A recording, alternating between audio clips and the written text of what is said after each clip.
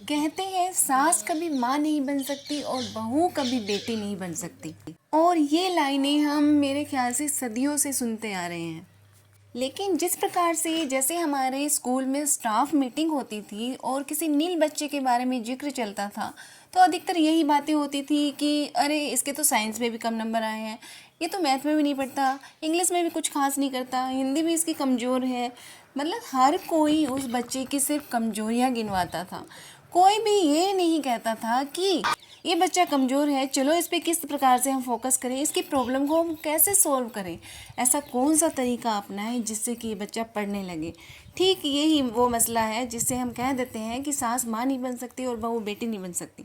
आज नर्सरी से लाए हुए प्लांट्स की रिपोर्टिंग करते वक्त मेरे मन में कुछ ख्याल आए कि जब बेटे की शादी करके हम बहू लाते हैं, वो किसी की बेटी होती है, एक नए परिवेश में आती है। जैसे कि नर्सरी के पौधे को हम रिपोर्ट कर रहे हैं, तो जब नर्सरी से पौधा लाते हैं तो कहा जाता है कि नर्सरी के पौधे को लाते ही तुरंत रिपोर्ट नहीं करना चाहिए, उसे कुछ दिन और पौधों के साथ में रखना चाहिए, उसके बाद में उसे रिपोर्ट करना चाहिए।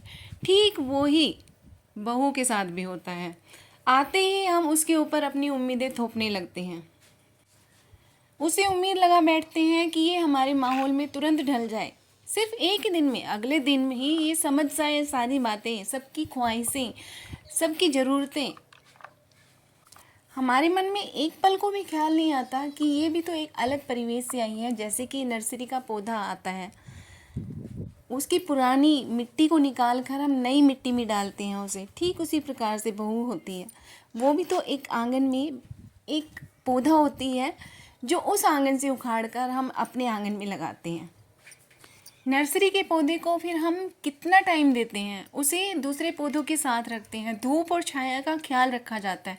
रिपोर्ट करने के बाद 2-3 दिन तक उसे छाया में रखा जाता है, फिर सेमी शेड में रखा जाता है। इस तरह से हम उस पौधे का ख्याल रखते हैं।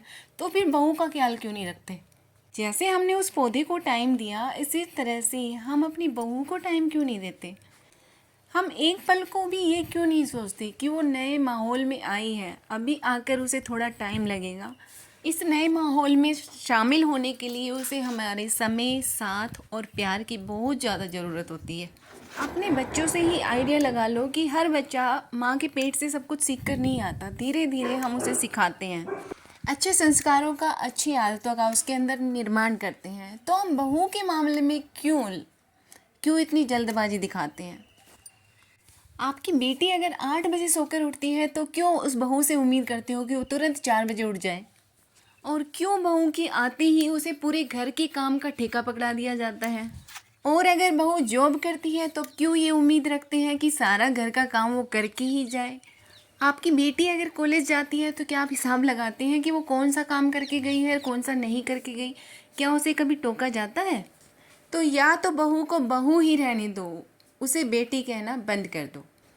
और अगर बेटी माना है तो बेटियों की तरह ही उनके साथ व्यवहार करो, उसे हंसने दो, खिलखिलाने दो, मुस्कुराने दो, उसे उसकी ख्वाहिशों के पंख दे दो। फिर देखो आपका घर भी कैसे गुलशन की तरह महकेगा। बहू अगर बेटी बनने को तैयार है, बेटी बनना चाहती है तो उसे बनने दो, और फिर देखो वो खुशी खुशी अपने बहू वाले कर्तव्य भी कैसे पूरा करती है।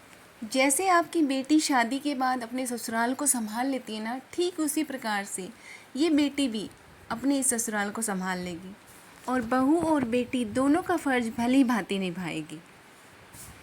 तो जाइएगा नहीं, पिक्चर अभी बाकी है, बातें हमारी पूरी नहीं हुई है, अभी सास के बारे में बातें करनी बाकी हैं। तो सबसे पहले मेरे चैनल पर नए हैं तो सब्सक्राइब कर दीजिए, जो बातें रह गई हैं अधूरी वो हो जाएंगी कल पूरी। तो मिलती हूँ आपसे कल, तब तक के लिए टाटा बाय बाय। खुश रहिए, स्वस्थ रहिए, मस्त रहिए, हंसते रहिए, गुनगुनाते रहिए, मुस्कुरा